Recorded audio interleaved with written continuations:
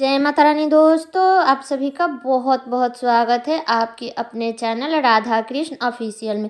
उम्मीद करती हूँ आप लोग बहुत अच्छे होंगे। तो ये बताने के लिए कमेंट बॉक्स में जय श्री गणेश ज़रूर लिखिएगा। तो चलिए दोस्तों, इस वीडियो में हम जानेंगे कि माघी चौथ के दिन यानी तिलकुट चौथ के दिन हमें कौन कौन से कार्य ज़रूर करना चाहिए। तो वीडियो के लास्ट तक आप लोग बने रहिएगा, संपूर्ण जानकारी आप लोगों को इस वीडियो से मिलेगी। तो सबसे पहले बता दूं कि इस साल पहली संकष्टी चतुर्थी है जो 2024 में 29 जनवरी को रखा जाएगा। इस संकष्टी चतुर्थी को संकट चौथ के नाम से भी जानते हैं। इसे तिलकुट चौथ भी कहते हैं, इसे माघी चतुर्थी भी कहते हैं। ये माघ के मास में कृष्ण पक्ष की चतुर्थी तिथि को मनाई जाती है। संकष्टी चतुर्थी के दिन व्रत रखकर विघ्नहर्ता श्री गणेश जी का पूजन करते हैं। माघी चौथ का जो व्रत होता है वो श्री गणेश भगवान को समर्पित होता है। इस व्रत में चंद्रदेव को अर्घ्य देना बहुत ही विशेष होता है, बहुत ही महत्व होता है। इस व्रत को करने से विघ्नहर्ता गणेश भगवान संतान के सभी संकटों को दूर करते हैं और संकट चौथ पर श्री गणपति का उपासना से सभी संकटों से दूर करते हैं। इस पर्व पर माताएं अपने संतान की लंबी आयु के लिए, परिवार में सुख समृद्धि की कामना के लिए उपवास रखती है। इस व्रत को करने से संतान के ऊपर आने वाली सभी कष्टें दूर होती है। अब चलिए बता देती हूँ कि हमें इस दिन और कौन कौन से कार्य करनी चाहिए। संकष्टी चतुर्थी के दिन आप लोग क्या कीजिएगा कि आप साफ स्वच्छ चादर का यूज कीजिएगा, क्योंकि उस दिन हमें गंदा जो पहले से आप लोग सोते हैं उस चादर पे मत सोइएगा, ना ही वो शाल स्वेटर पहनिएगा, उसको धो लीजिएगा। 28 तारीख को ही धो लीजिएगा, थोड़ा सा देख लीजिएगा, धूप का भी प्रॉब्लम है तो उसको धो करके अच्छे से सुखा लीजिएगा। और जो ओढ़ने के लिए है वो एक चादर उधर धो लीजिएगा ओढ़ने के लिए। उसके ऊपर से आप लोग कंबल रजाई जो भी हो आप ओढ़ सकते हो, क्योंकि कंबल रजाई का कुछ दिक्कत नहीं है, लेकिन उसके नीचे आप अपना एक स्वच्छ चादर डाल करके तब ओढ़िएगा। तो इस बात का आप लोग ध्यान रखिएगा। कितने लोग कहते हैं कि संकष्टी चतुर्थी के व्रत में नहीं सोना चाहिए। तो देखिए, आप अपने शरीर का क्षमता देख लीजिएगा। अगर आपके शरीर में क्षमता है तो आप मत सोइएगा। किसी भी व्रत में सोना तो अच्छा नहीं माना जाता है, लेकिन मत सोइएगा। मान लीजिए आपका तबीयत खराब है, तो अगर आपका जगने का क्षमता नहीं है तो आप कैसे जगेंगे, तो आप सो सकते हैं, कोई दिक्कत नहीं है। उसके बाद आप क्या कीजिएगा कि 29 तारीख को ये सब मैं बातें बता रही हूँ जो हमें ज़रूर करनी है। उसके बाद आप लोग क्या कीजिएगा कि 29 तारीख के सुबह में कितने लोगों के यहाँ सरगी खाया जाता है, कितने लोगों के यहाँ नहीं खाया जाता है, तो देख लीजिएगा। जिसके घर खाया जाता है वो खा सकता है, अगर नहीं भी खाएंगे तो भी चलेगा, क्योंकि ये तो पूरे दिन सहना और शाम में अर्घ दे करके तो हमें कुछ ना कुछ तो फलाहारी कर ही लेना है। और ठंडा का मौसम है तो भूख प्यास तो ऐसे भी नहीं लगेगी। तो आप लोग अपने घर का थोड़ा सा नियम देख लीजिएगा। उसके बाद उस दिन आप लोग दातुन से ब्रश कीजिएगा और अपना कपड़ा चेंज कर दीजिएगा, क्योंकि रात के पहने हुए कपड़े में हम व्रत कैसे रखेंगे, तो कपड़ा चेंज कर लीजिएगा। उसके बाद आप लोग क्या कीजिएगा कि शाम के समय में स्नान कर लीजिएगा, साफ स्वच्छ वस्त्र धारण कर लीजिएगा। अगर किसी का तबीयत ठीक नहीं है तो अगर सुबह में स्नान किया है तो अपना शाम के अपना कपड़ा चेंज करके अपना पूजा कर सकता है। आप साफ स्वच्छ वस्त्र धारण कर लीजिएगा, अच्छे से तैयार हो जाइएगा। और हाँ, उस दिन पैर में महावर लगाना बिल्कुल मत भूलिएगा। और अपना पूरा शौक श्रृंगार करके उसके बाद आप लोग गणेश भगवान की चौकी बिछा लीजिएगा। गणेश भगवान जो आपका पूजा रूम है उसमें एक चौकी बिछा लीजिएगा, उस पर पीले कलर का वस्त्र डाल दीजिएगा। उसके बाद उस पर गणेश भगवान को विराजमान कर दीजिएगा। गणेश भगवान को पूजा कर लीजिएगा। अपने हाथ में पुष्प ले करके संकल्प ले लीजिएगा। संकल्प हमें कैसे लेनी है, अपने गोत्र, अपने स्थान का नाम, अपना नाम ले करके हमें संकल्प लेना है। उसके बाद पूजा करने के बाद उसी स्थान पर बैठे बैठे हमें कथा ज़रूर सुन लेना है, क्योंकि बहुत घरे का रिवाज है कि यहाँ से उठ करके हम नहीं जा सकते हैं, तो वहीं पे बैठे बैठे ही कथा सुन लीजिएगा। और कथा सुनने के लिए मेरे चैनल को सब्सक्राइब कर दीजिएगा, बेल आइकन को प्रेस कर दीजिएगा, जिससे मैं इसका कथा डालूँगी तो आप सभी के पास ज़रूर पहुँचेगा। इस व्रत में कथा कहना या सुनना बहुत ही महत्व माना जाता है, क्योंकि इस कथा को अगर आप लोग नहीं सुनेंगे तो ऐसा माना जाता है कि व्रत अधूरा रह जाता है। इसलिए हमें इस दिन कथा ज़रूर सुनना चाहिए। इसके बाद कथा सुन लीजिएगा, उसके बाद आप लोग चंद्रदेव को अर्घ्य दे दीजिएगा।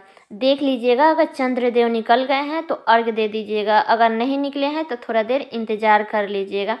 पूजा आप लोग उसी टाइम हिसाब से शुरू कीजिएगा शाम में, कि हाँ आपका पूजा और कथा करते करते मतलब कि शाम का अपना अर्घ देने का समय हो जाए। तो अगर चंद्रदेव नहीं निकले हैं तो आप लोग थोड़ा देर विश्राम करके फिर आप लोग चंद्रदेव को अर्घ दे सकते हैं। अब मान लीजिए कि चंद्रदेव दिखाई नहीं दे रहे हैं, ठंडी का मौसम है, ओस पड़ रहा है, उस पे से बादल भी घिर रहा है, तो चंद्रदेव तो दिखाई नहीं दे रहे हैं। तो जब दिखाई नहीं देंगे तो अर्घ हम कैसे देंगे? जिसके यहाँ तो दिखाई देते हैं उनके यहाँ तो बहुत ही अच्छा है, लेकिन अगर नहीं दिखाई दे रहे हैं तो आप लोग क्या कीजिएगा कि अपने हित रिश्तेदार से पूछ लीजिएगा कि हाँ चंद्रदेव निकले हैं या नहीं निकले हैं, आस पड़ोस में पूछ लीजिएगा। उसके बाद भी अगर नहीं दिखाई दे रहे हैं तो आप लोग 9 बजे के बाद अर्घ दे दीजिएगा, क्योंकि कहीं भी चंद्रदेव 9 बजे तक उदय हो जाते हैं और 9 बजे तक दिखाई दे देते हैं, तो वही समय ठीक रहेगा। तो आप लोग उसी समय अर्घ दे दीजिएगा, कोई दिक्कत नहीं है। तो आप लोग 9 बजे के बाद अगर चंद्रदेव नहीं दिखाई देते हैं तो अर्घ दे दीजिएगा, क्योंकि अगर आप सारा दिन व्रत रखी हैं और बिना चंद्रदेव को देखे ही अगर आप मतलब जल्दी ही अर्घ दे देती हैं तो आपका पूजा ऐसा माना जाता है कि सारे दिन का सहा हुआ बेकार हो जाएगा, खंडित हो जाता है। तो हो सके तो आप अपने रिश्तेदारों से पूछ करके ही आप अर्घ दीजिएगा। हमें क्या करना है कि गणेश जी का जो प्रसाद चढ़ाया हुआ है वो प्रसाद हमें नहीं उठाना है दीपावली की तरह, वो उठता है अगले दिन। और जो प्रसाद नहीं चढ़ाया है, जो बचा हुआ प्रसाद है, उसी प्रसाद को आप खुद भी ग्रहण कीजिएगा और परिवार में भी वितरित कर दीजिएगा, क्योंकि गणेश भगवान के चढ़ाया हुआ प्रसाद उस दिन नहीं उठता है, रात भर गणेश जी के पास में ही रहता है। उस दिन गणेश जी के पास में आप लोग अखंड ज्योत जला करके रखिएगा, क्योंकि किसी भी व्रत में, किसी भी त्यौहार में हमें अखंड ज्योत जलाना बहुत ही शुभ माना जाता है घर परिवार के लिए। ये तो विघ्नहर्ता गणेश जी का व्रत है, तो इसमें तो हमें अखंड ज्योत ही जलाना चाहिए, रात भर जल सके उतना आप लोग तेल भर दीजिएगा और बीच बीच में जा कर के दिया को देखते रहिएगा ताकि वो बूझे ना। अखंड ज्योत जला दीजिएगा। उसके बाद ये व्रत आप अपने बच्चे के लिए रखे हैं, तो बच्चे के दीर्घ आयु के लिए गणेश जी पर चढ़ाया हुआ जो चंदन है उसे अपने बच्चे को तिलक लगा दीजिएगा, हाथ में कलावा बांध दीजिएगा, गणेश भगवान को अर्पित करके फिर अपने बच्चे को हाथ में कलावा बांध दीजिएगा। उसके बाद आप लोग क्या कीजिएगा कि अपने बच्चे से अपना पैर जरूर छुआइएगा, क्योंकि एक तो माँ भगवान का रूप होती है और दूसरा वो बच्चे के लिए व्रत रखी है, तो अपना आशीर्वाद भी बच्चे को जरूर दीजिएगा। तो उस दिन आप लोग बच्चे से पाँव जरूर छुआइएगा। तो हर माताएं ध्यान रखेगी, ये 3 काम अपने बच्चे से जरूर करा लीजिएगा। जब आप चंद्रदेव को अर्घ देती हैं तो वो अर्घ आप अपने बच्चे के हाथ से लेकर ही दीजिएगा। अब मान लीजिए आपका बच्चा बड़ा है, पास में नहीं रहता है, तो क्या कीजिएगा अपने पति के हाथ से ले लीजिएगा। पति भी अगर ऑफिस गए हैं तो घर में जो भी बड़ी औरत है उसके हाथ से लेकर के फिर आप अर्घ दीजिएगा। और अर्घ देते समय अपने बाएं साइड की एक लट यानी कि थोड़ा सा बाल निकाल करके फिर हमें अर्घ देनी है। और अर्घ देते समय हमें चंद्रदेव के मंत्रों का जाप करनी है। तो कौन सा वो मंत्र है? ओम सोम सोमाय नमः, ओम सोम सोमाय नमः। इसी मंत्र का जाप करते हुए हमें चंद्रदेव को अर्घ देनी है। अर्घ दे दीजिएगा। उसके बाद आप लोग अपना जो फलाहारी होता है, क्योंकि उस दिन तो अन्न नहीं खाया जाता है ना, तो फलाहारी होता है, तो आप लोग फलाहारी कर लीजिएगा।